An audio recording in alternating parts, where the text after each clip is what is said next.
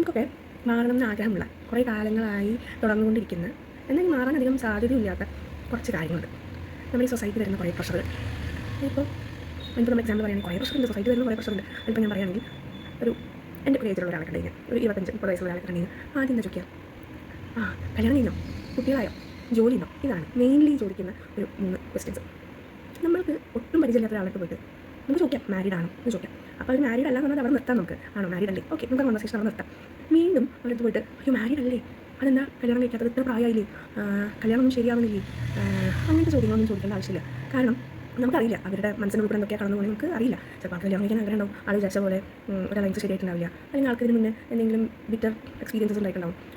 ആൾ ഉൾപ്പെടെ എന്താ പോകുന്നത് നമുക്ക് പറയാൻ പറ്റില്ല. അപ്പോൾ നമ്മൾ മാരീഡ് അല്ല എന്ന് വെച്ച് കഴിഞ്ഞാൽ ഓക്കെ നമ്മൾ വിടണം. അതിന് പകരം ഈ മാതിരി എന്താ പറയുക, അവർക്ക് ട്രോമ കൊടുക്കുന്ന പോലെ ക്വസ്റ്റ്യൻ ചോദിക്കേണ്ട ആവശ്യമില്ല. എന്തിനാണ് ഈ ലോകത്തിൽ എന്തൊക്കെ കാര്യങ്ങളുണ്ട് നമുക്ക് സംസാരിക്കാൻ.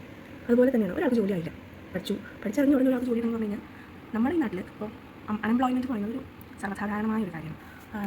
എൻ്റെ ഒരു എക്സ്പീരിയൻസ് എന്ന് പറയുന്നത് നമ്മൾ വലിയ എക്സ്പെക്ടേഷനിലാണ് പഠിച്ചിറങ്ങുന്നത്. അപ്പോൾ നമ്മൾ എക്സ്പെക്ടേഷൻ പോലെ നമുക്കൊരു ജോലി കിട്ടിക്കൊള്ളണമെന്നില്ല. അപ്പോൾ ഞാൻ നേരിട്ട വലിയൊരു എനിക്ക് ഏറ്റവും വലിയ ട്രോമയായിരുന്നു. ഇത് ട്രോമ എന്നല്ല, എനിക്കൊരു സങ്കടമായിരുന്നു. ആൾക്കാരെ കാണുമ്പോൾ ഇതെന്താ ചെയ്യണേ, ജോലിക്ക് പോകണില്ലേ, അങ്ങനത്തെ ചോദ്യങ്ങൾ എനിക്ക് ഭയങ്കര സങ്കടം ഉണ്ടാക്കാറുണ്ടായിരുന്നു. ഇപ്പോഴും ഉണ്ടാക്കുന്നുണ്ട്. കാരണം എനിക്കൊരിക്കലും ഞാൻ വിചാരിച്ച പോലെ എൻ്റെ പ്രൊഫഷനെ കൊണ്ടുപോകാൻ പറ്റിയിട്ടില്ല. അപ്പോൾ മോസ്റ്റ്ലി എൻ്റെ പ്രൊഫഷനുള്ള എല്ലാവരെയും അവസ്ഥ ഇതായിരിക്കും.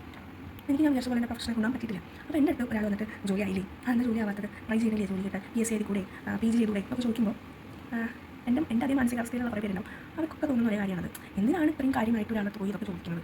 അവർക്ക് അത് എത്ര സങ്കടം ഉണ്ടാക്കും. അതേ കാര്യം തന്നെയാണ് ഇപ്പോൾ കുട്ടികളുണ്ടായില്ലേ, എത്ര കാലമായി കല്യാണം കഴിഞ്ഞിട്ട് ഡോക്ടറെ കാണുന്നുണ്ടോ, ആർക്കാണ് കുഴപ്പമുണ്ടോ, ഒക്കെ എന്തിനാണ് നിങ്ങൾ അറിയേണ്ട ആവശ്യം? ഇപ്പോൾ കുട്ടികളായിട്ടില്ലേ, കുട്ടികളില്ലേ, അത്ര അവിടെ പറഞ്ഞു നിർത്താം. അവർ ഇപ്പോൾ നിങ്ങൾ ചോദിക്കുന്ന ആൾ നിങ്ങളുടെ അടുത്ത് വന്ന് അതിനൊരു പ്രതിവിധി, അതായത് നിങ്ങളുടെ അടുത്ത് വന്നൊരു കാര്യം ഒരു ടിപ്പോ അല്ലെങ്കിൽ എന്തെങ്കിലും ഒരു സജഷൻ തരാൻ പറയുകയാണെങ്കിൽ നിങ്ങൾക്ക് പറയും. അല്ലാണ്ട് അങ്ങനെ കാര്യം ഇങ്ങനെയാണോ അങ്ങനെ ചെയ്യുന്ന പറയുന്ന ആവശ്യം ഇല്ല, ആർക്കും ഇല്ല.